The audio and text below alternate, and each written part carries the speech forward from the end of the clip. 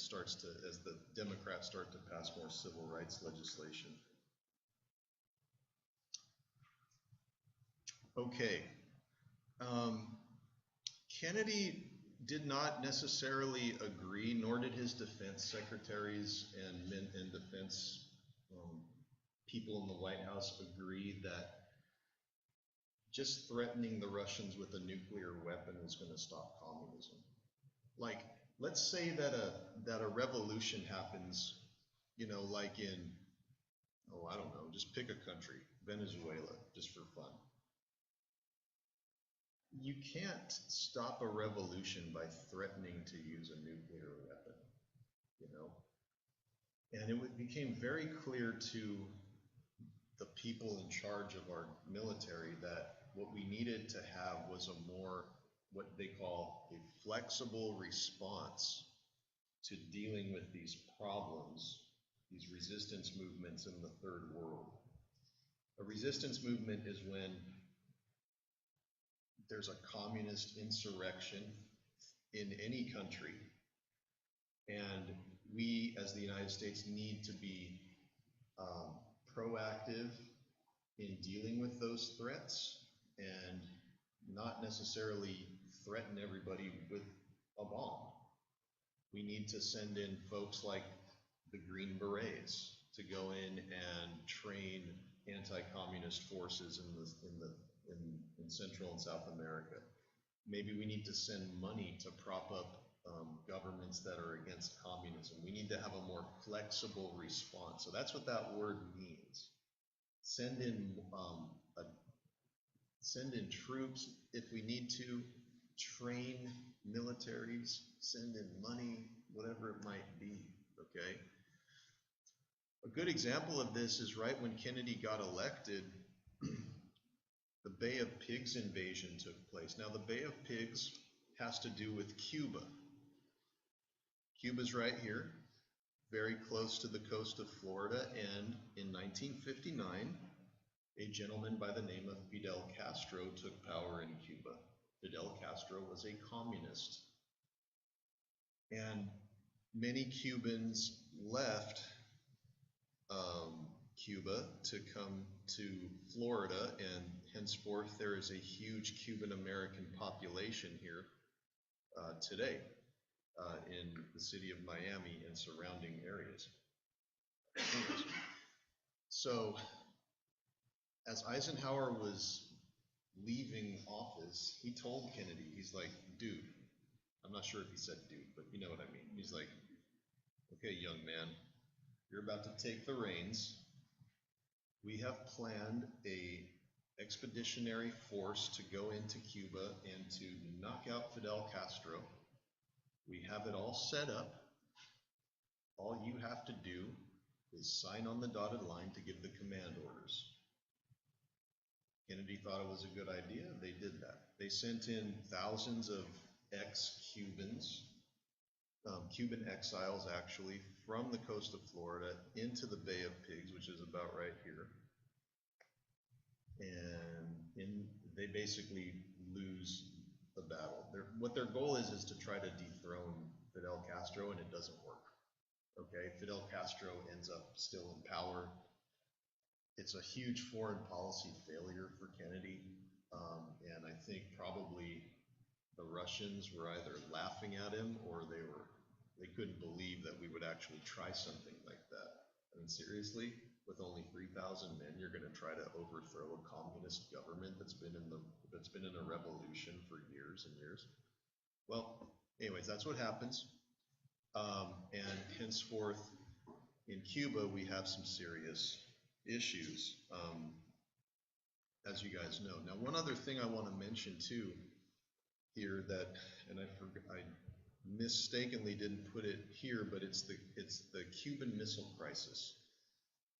I'm sure maybe a lot of you might know that story. In 1962, to take advantage of Cuba's position, what the Russians do is they secretly put missiles right here, okay? And those missiles, if operational, could reach all kinds of places in the United States within a matter of a few minutes.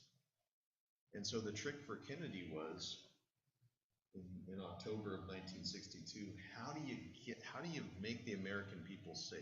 Okay, can you get rid of the missiles from Cuba? And if so, how are you going to get rid of the missiles by not starting a war with the Russians? Okay, because that was going to be the big question. So the Russians have all these missiles here. What are we going to do about that? So there was a lot of thought among the generals and stuff. Some generals were like, let's just bomb the stuffing out of them. Let's just bomb them. Who cares? The Russians will. You know why it'll work? We'll bomb them, and they won't throw nuclear weapons our way because they know if they do that, it's mutually assured destruction. So they'll get destroyed too. So they're not going to do it. So you had some people saying that. There's other people that were saying, well, maybe what we can do is we can go in and dismantle the missiles somehow. Or a third option. Does anybody know what the government actually decided to do? What did they do?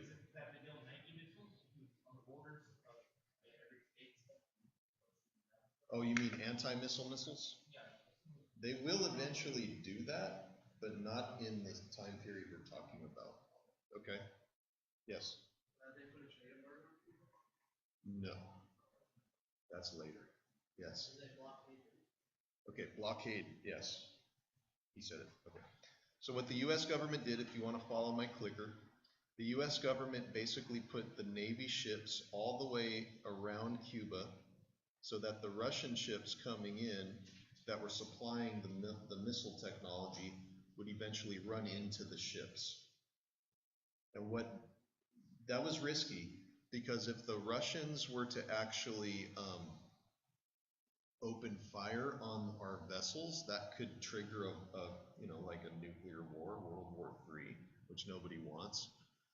And it actually didn't actually get the missiles out of Cuba. Okay, so just putting ships around it wouldn't get the missiles out. So what the U.S. government eventually did, they put the blockade, and the Russians got to the blockade line and very famously turned around. And the old saying is that by the Secretary of State at the time, he goes, we were eyeball to eyeball and the other fella just blinked, and it was like probably the closest, most tensest time in the Cold War, if you want to think of like how close were we ever to a nuclear war. That was it. The Cuban Missile Crisis was it. My dad was around back in the day. He's still around. Yeah, still getting there. So he would have been like 18 years old. Even where he was in high school in Kansas, all right, they were doing duck and cover drills. Remember those duck and cover drills? They were doing that because everybody was scared that the Russians somehow would launch these missiles. And those missiles could have gone pretty much almost anywhere. In 5 minutes, the missile could have hit Washington, D.C. You know what I'm saying? They couldn't go as far as Fresno, so we'd be okay, at least. But everywhere else, you're practicing duck and cover drills. America's in a frenzy, wondering what's going to happen. What are we going to do with these missiles in Cuba? Eventually, the blockade worked. And what ended up happening was, and this is important, the Russians actually made a deal with us, okay?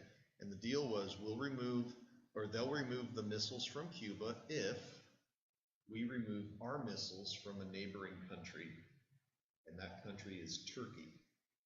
So we kind of trade missiles. So they remove theirs from Cuba, we'll remove ours from Turkey, and we're cool, right? We're cool, man. Okay, cool. Everybody's safe. No hot war. It's cool. It's Cold War. We're going back to cold. Okay. Still, Cuba would be communist. They're still communist. In the news lately, right? President Obama is lifting the embargo against Cuba. You know what I'm saying? So basically now, if you guys all want to get Cuban cigars, guess what? You can order them straight from Cuba. Yes. You don't have to go through Mexico. Now you may even be able to travel to Cuba without having to go through Mexico first, or another country that's friendly with Cuba. Yay! I want to go to Cuba. Baseball players now can defect, like Yasiel Puig, or pick your favorite Cuban. There's a lot of Cuban baseball players. I'm a baseball fan, so I've noticed that. But Cuba will become less and less communist as the years go on. But we are lifting the embargo on them. So Kennedy is assassinated, unfortunately, cutting his term short, November 22nd, 1963. You guys can Google about the assassination attempt. A lot of you know a lot of things about conspiracies and stuff, but I'll just give you the official government line.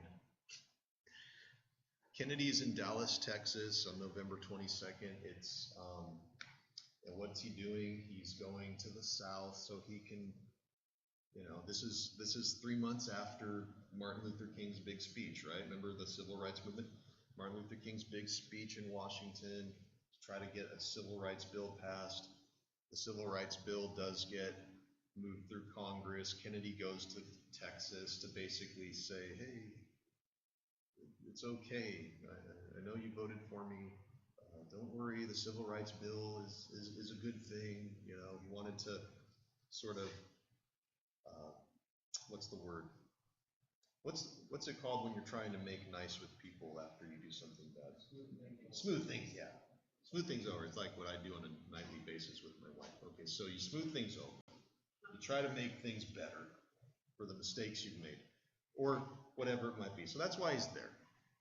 And the story goes, he's shot by a guy named Lee Harvey Oswald. Lee Harvey Oswald, and this is what the government decided in investigating the assassination. They decided that Lee Harvey Oswald was guilty of shooting Kennedy, and he acted alone. Okay. Now, as Lee Harvey Oswald was getting moved to another jail, because they found him like just a few hours after this actually happened on November 22nd. As he's moving to another jail, this guy named Jack Ruby, who's a nightclub owner, goes up and shoots him at point blank range.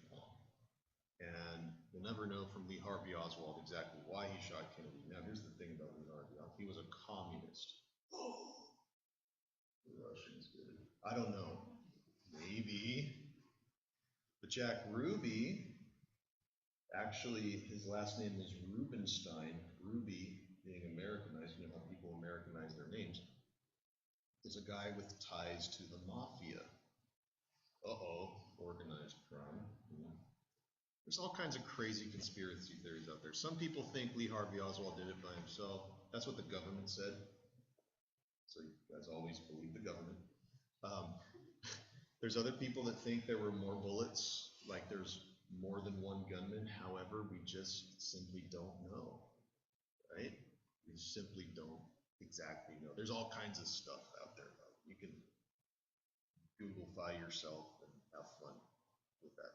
Yes? Well, couldn't it possibly be an addition to the communist hysteria?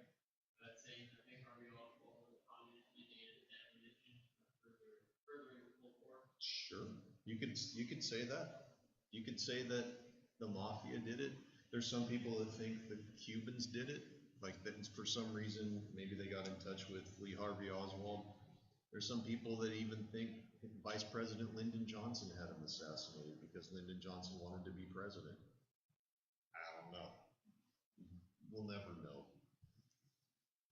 At least not in this life. Okay, so here we go with Lyndon Johnson, LBJ. Lyndon Johnson is the anti-Kennedy. He's not old. Wait, he is old. He's not young, he's old. He's not from the north, he doesn't talk funny. He's from the south. He's from Texas. He's not small, he's big. 6'5", 250 pounds. A huge president, and he's been in Congress in one way or another since the Great Depression. So this dude is like a grizzled veteran. You know what I mean?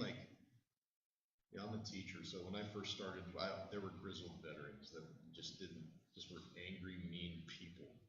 You know what I mean? Like nice to me, but totally just, yeah.